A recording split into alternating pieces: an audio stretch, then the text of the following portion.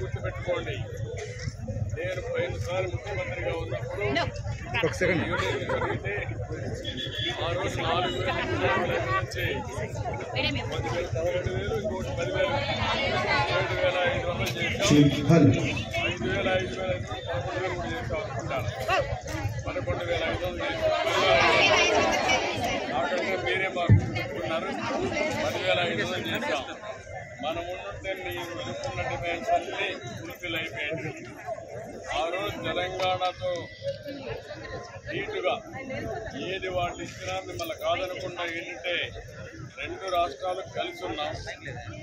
2 రాష్ట్రాలు కలిసి ఉన్నప్పుడు మీరు కూడా అక్కడ వాళ్ళకి ఇచ్చి మీకు తక్కువ ఇస్తే మీరు బాధపడతారు.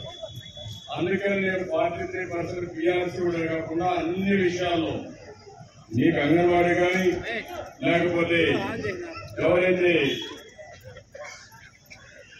చాలా గవర్నమెంట్ లో ఎవరున్న వాళ్ళందరికీ కూడా న్యాయం చేసిన పార్టీ తెలుగుదేశం పార్టీ, తెలుగుదేశం ప్రభుత్వం.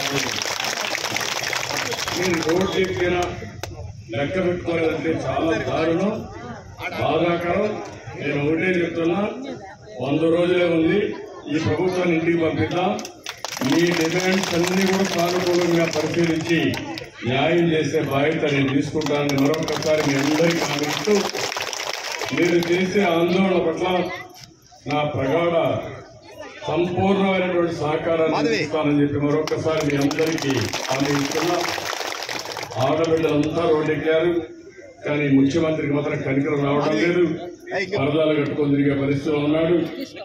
నిన్న మొన్న మీరు చూస్తున్న మీ ఆవేదన, ఒకరే చనిపోయారు, ఒక అంగన్వాడీ ఒకరు చనిపోయారు. ఇప్పుడు కూడా చూస్తా ఉంటే ఒక దగ్గర సమస్యలు పడిపోయి హాస్పిటల్ అడ్మిట్ అయ్యారు. ఇలాంటి చాలా జరుగుతున్నాయి. చాలా బాధ, ఆవేదన. దీన్ని ప్రభుత్వం యొక్క తీరుని గట్టిగా ఖండిస్తున్నా, మనస్ఫూర్తిగా దీన్ని సహకరిస్తున్నా. మీకు న్యాయం చేసే బాధ్యత నేను తీసుకుంటానని మరొకసారి అందరూ గమనిస్తూ, మీ కోరికలన్నీ నా మనసులో ఉన్నాయి, నా దగ్గర ఉన్నాయి. తప్పకుండా మన ప్రభుత్వ ఎలక్షన్ మేనిఫెస్టో పెడతాం, పెట్టి మీకు న్యాయం చేస్తారని చెప్పి మీ అందరికీ హామీ ఇస్తాను.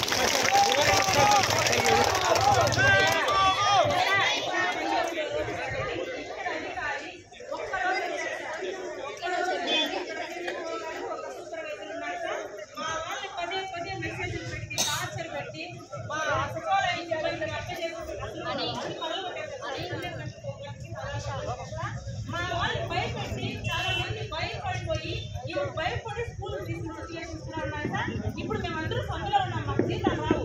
4 ఉన్నారు సార్, భయపడి ఉద్యోగం తీసేస్తామని చెప్పేసి ఇప్పుడున్న అధికారి సార్, ఆమె అసలు ఆయన వైఖరి ఎట్లుందంటే సార్, నేనే ఉద్యోగం ఇచ్చింది, నేనే జీతం వేసేది, ఏమన్నా చేస్తే మేము ఉండాలి, జీతాలు కట్ చేస్తాను సార్. ప్రతి దానికి సార్ ఇద్దరు నరకానికి కూడా చేస్తాను సార్. ఆ విషయం మా దృష్టికి కూడా వచ్చింది. ప్రతి దానికి బెదిరింపలేదు సార్ ఇక్కడ అధికారి. మేము ఇప్పుడు 20 రోజులు, ఇది 19వ రోజు సార్. 19 రోజులుగా కూర్చున్నాం. ఒక్క రోజు చేస్తారు మా అధికారి ఇక్కడికి. ఏమన్నా మాట్లాడితే బెదిరిస్తారు, తీసేస్తాను, నేనే ఉద్యోగం ఇచ్చింది మీకు అని అందరినీ భయభ్రాంతులు గురి చేస్తున్నారు సార్. ఒక సూపర్వైజరు, ఇప్పుడున్న CDPO గారు సూపర్వైజర్ దిల్షాద్ అనేసి కొత్తగా వచ్చారు సార్. మా వాళ్ళకి ఆమె నుండి సార్, ఒక ఆమె పెట్టిన టార్చర్ కి నైట్ లో FRS ఫామ్ కూడా పెట్టింది సార్. ఇలాంటి సిచ్యువేషన్స్, BP వచ్చి పడిపోవడాలు, చాలా సిచ్యువేషన్స్ ఆమె వల్ల చాలా ఇబ్బంది పడుతున్నారు సార్. ఇది చాలా సార్లు అధికారుల దృష్టికి తీసుకెళ్ళినా మాకు ఎలాంటి న్యాయం జరగలేదు. దయచేసి మీరైనా పరిశీలించి ఇక్కడ లోకల్ గా చాలా సమస్యలు ఉన్నాయి, మా సమస్యలన్నీ మీరు పరిష్కారం చేస్తారని ఆశిస్తూ మీకు వినతి పత్రం ఇచ్చాం సార్. చాలా ఉన్నాయి, చాలా చోట్ల సార్ అసలు కలెక్టర్ గారి దృష్టికి తీసుకెళ్ళినా, పీడీ గారి దృష్టికి తీసుకెళ్ళినా, డైరెక్టర్ గారి దృష్టికి తీసుకెళ్ళినా మా సమస్యలు పరిష్కరించట్లేదు, మమ్మల్ని పట్టించుకోవట్లేదు. ఇక్కడున్న అధికారి అసలు సార్ ఒక సీనియర్ అసిస్టెంట్ ఒక క్లర్క్ తప్పించి ఆఫీస్ లో 20 రోజులుగా ఎవరు ఉండట్లేదు సార్. 20 రోజులుగా ఇంతవరకు రాలేదు సార్. ప్రతి ఒక్కరిని భయభ్రాంతులకే గురి చేస్తుంది సార్. ఆమె భయపడుతుంది, నేనే ఉద్యోగం ఇస్తాను, ఇదే మాటే సార్. 83 మందికి ఫోకస్ చేస్తారు, కూడా కట్ చేస్తారు. మీరు ఒకటేనమ్మా, అందరూ ఐకమత్యంగా ఉంటారు, ఏమీ చేయలేరు. ఒకవేళ సోకాస్ట్ ఇచ్చినా రిమూవ్ చేసినా అది తాత్కాలికం, మీరు ఏం భయపడక్కర్లేదు. మీ యూనిటీ ఉంటే మీకు అదే శ్రీరామ రక్ష.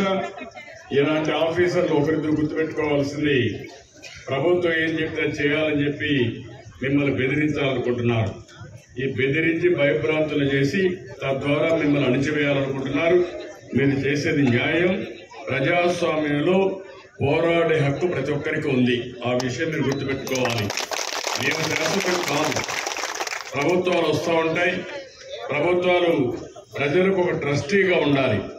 ఈరోజు మీరున్నారు, మీ సమస్యలు ఉన్నాయి, మీరు గొంతెమ్మ కోరికలు కోరితే చెప్పి డిస్కస్ చేసి న్యాయపరమైన కోరికలు తీర్చవలసిన బాధ్యత ప్రభుత్వం పైన ఉంటుంది.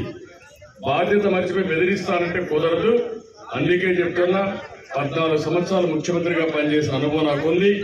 ఎప్పుడు కూడా వచ్చి పడిపోవడాలు, చాలా సిచ్యువేషన్స్ ఆమె వల్ల చాలా ఇబ్బంది పడుతున్నారు సార్.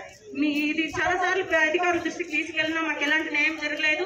దయచేసి మీరైనా పరిశీలించి ఇక్కడ లోకల్ గా చాలా సమస్యలు ఉన్నాయి, మా సమస్యలన్నీ మీరు పరిష్కారం చేస్తారని ఆశిస్తూ మీకు వినతి పత్రం ఇచ్చాం సార్.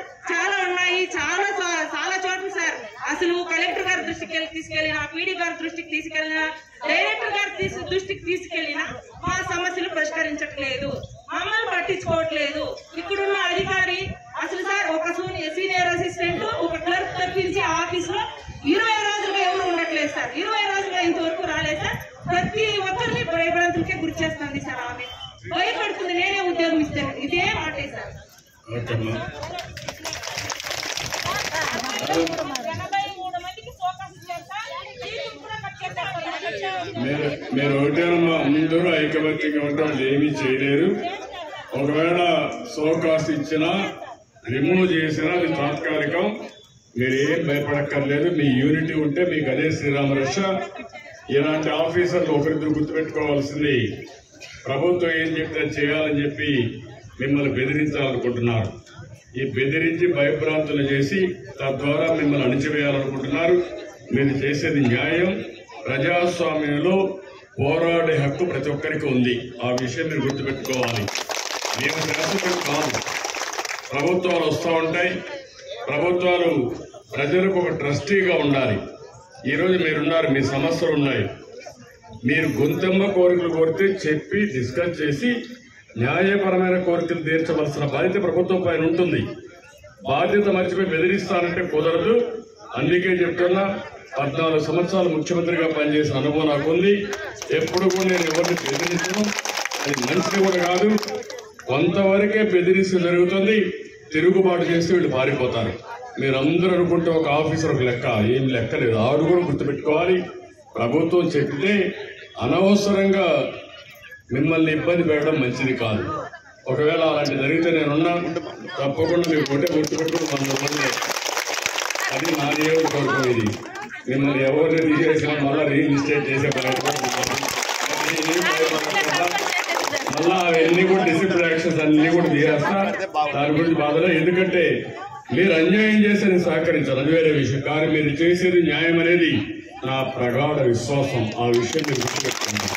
మీరేం అదాన్ని పడక్కర్లేదు, మీరు గట్టిగా ఉండండి, నేను చూసుకుంటాను. వచ్చారు జ్ఞాపకం, ధైర్యంగా ఉండడం ఏం కాదమ్మా, నేను చూసుకుంటాను. అదేమ్మా,